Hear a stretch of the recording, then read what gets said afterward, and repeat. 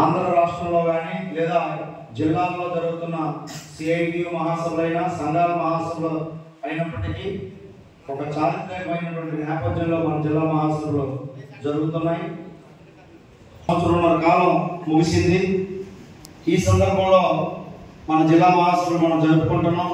ఇప్పటికే దాదాపు ఇచ్చాపురం, పలాస, శ్రీకాకుళం, ఆంధ్రలో అక్కడ స్థానిక కమిటీలో కూడా మనం అక్కడ సమస్యల మీద చర్చించాము. కొంత ఎక్సర్సైజ్ చేసిన తర్వాతే జిల్లా మహాసభలు జరుపుకోవాలనే సూచనతో ఈరోజు ఏర్పాటు చేసుకోవడం జరిగింది. మరి ఈరోజు ప్రధానంగా కూటమి ప్రభుత్వం అధికారంలోకి వచ్చాక మన సమస్యలు పరిష్కారం చేస్తారని కొండంత ఆశతో మనం ఉన్నప్పటికీ ఈ సంవత్సరం కాలంలో పరిశీలించినప్పుడు మన సమస్యలు ఈ రాష్ట్ర ప్రభుత్వం చర్చించలేదు. వాళ్ళ ప్రాంతాలు, వాళ్ళ పట్టింపులు లేదు, రాజకీయాలకు సంబంధించిన ఎజెండానే ప్రధానంగా వాళ్ళు అమలు చేయడానికి కోరుకున్నారు తప్పితే ఎక్కడ కార్మికుల లక్ష్యంగా ఈరోజు సమస్యలు పరిష్కారం చేసినటువంటి ప్రాధాన్యత ఇవ్వలేదు. అన్నం ఉడికిందా లేదా అని చూడడానికి అన్నం అంతా పట్టుకోవాల్సిన అవసరం లేదు. గరిటతో కొద్దిగా అన్నం తీసి మెడికల్ పట్టుకుంటే చాలు. మన సమస్యలు పరిష్కారం చేయడానికి సంవత్సరంన్నర కాలం అవసరం. ఈ గవర్నమెంట్కి ఒక 6 నెలలు సరిపోతుంది. కొత్త గవర్నమెంట్ వచ్చిన తర్వాత ఎక్కడా కూడా మున్సిపాలిటీ శాఖ కానీ, డిఎంఏ కానీ, ఈ రాష్ట్రంలో మున్సిపాలిటీలో, కార్పొరేషన్లో కష్టజీవులుగా అట్టడుగు వర్గాలుగా బతుకుతున్నటువంటి మున్సిపల్ కార్మికుల కష్టసుఖాల మీద ఒక్కరోజు చర్చించలేదు. పోనీ గవర్నమెంట్ చర్చించలేదు.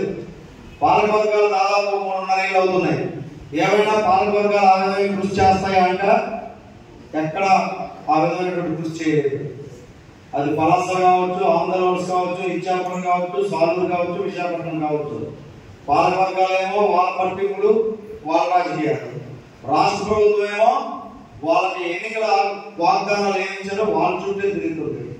ఈ రాష్ట్రంలో సూపర్ 6 చుట్టూనే బంతంతా తిరుగుతుంది. సూపర్ 6 లో భాగస్వామ్యమైన ప్రజలైన ఈ గవర్నమెంట్ ఓట్లు వేశారు. లక్షలాది మంది కార్మికుల కుటుంబాలు, మున్సిపల్ కార్మికుల కుటుంబాలు, పంచాయతీ కార్మికులు వీరెవరూ ఓట్లు వేయలేదా? వాళ్ళకి నువ్వేమీ మాట్లాడలేదా? ఈ రోజు ఈ శ్రీకాకుళం వేదిక నుంచి పవన్ కళ్యాణ్ గారు కానీ, చంద్రబాబు నాయుడు గారిని అడుగుతున్నాం.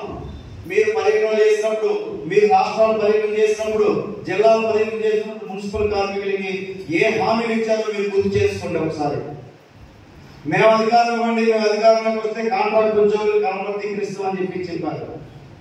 మాకు అధికారం ఇవ్వండి, కాంట్రాక్ట్ కార్మికుల విధానం లేకుండా చేస్తామని చెప్పారు.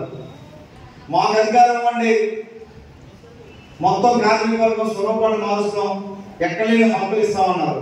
మాకు అధికారం ఇవ్వండి, వెంటనే పిఆర్సీ తెస్తామన్నారు. మాకు అధికారం ఇవ్వండి, పాత పెన్షన్ తీసుకొస్తామన్నారు.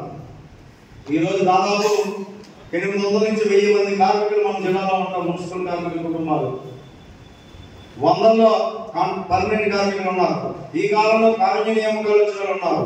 వీళ్ళకి ఎవరికి పాత పెన్షన్ ఉండదు, అంతా కొత్త పెన్షన్ ఉంటుంది. వాళ్ళు బతికినంత కాలం జీతం తీసుకోవడం, తర్వాత ఏటికి వెళ్ళిపోవడం, కాటికి వెళ్ళిపోవడం తప్పితే ఒక పెన్షన్ రూపాయి రాదు. పాత పెన్షన్ తీసుకోవడం కాదు. ఈరోజు ఈ సమస్య గవర్నమెంట్ పక్కకు వదిలేసింది. సూపర్ 6 మాత్రమే ఆలోచిస్తుంది. 17 రోజులు సమ్మె చేసాం మనం ప్రభుత్వం టైంలో. గవర్నమెంట్ మారింది, కూర్చుని మారే. కూర్చుని వాడు వాళ్ళే, అధికారులు వాళ్ళే, డిఎంఏలు వాళ్ళే. 17 రోజుల సమ్మెలో మట్టి ఖర్చులు 25,000 పెంచుతామని చెప్పారు. ఈ రోజుకి జీవం ఇవ్వలేదు. చనిపోతే నష్టపరిహారం 7 లక్షలు పెంచుతామని చెప్పారు. ఈ రోజుకి జీవం ఇవ్వలేదు. అనారోగ్యాలతో ఉన్న వాళ్ళు కానీ, హార్ట్ సర్జరీ చేసుకున్న వాళ్ళు కానీ, గుండె ఆపరేషన్ చేసుకున్న వాళ్ళు కానీ, పని చేయలేనటువంటి అంగవైకల్యాల్లో లేకపోతే దీర్ఘకాలిక రోగాలతో ఉన్న వాళ్ళు ఆ కుటుంబాల్లో అవకాశం ఇస్తామన్నారు. దానికి సంబంధించినటువంటి జీవోలు కానీ, సభ్యులు కానీ ఈరోజు ఇవ్వనటువంటి పరిస్థితి. మరి ఈరోజు అవి ఒప్పందాలుగానే మిగిలిపోయి సమస్యలుగా చూడట్లేదు. ఇక్కడ మనం దోస్తులు ఎవరుగా చూడాలి? ప్రభుత్వాలు చూడాలి. ముఖ్యమంత్రి చంద్రబాబు నాయుడు వచ్చాడు, జగన్ పోయాడు, కానీ సమస్యలు అక్కడే ఉన్నాయి కదా. చనిపోయిన డబ్బులు ఇవ్వడం లేదు, వయసుకి సంబంధించి 62 ఏళ్ళకి పెంచట్లేదు, రిటైర్మెంట్కి ఇస్తామన్నటువంటి డబ్బులు ఈరోజు జీవో రూపంలో రావటం లేదు. కాబట్టే ఈరోజు 17 రోజులకు సంబంధించినటువంటి సమ్మె ఒప్పందాలకు ఈ రోజుకి మనం పోరాడాల్సినటువంటి అవసరం వచ్చింది.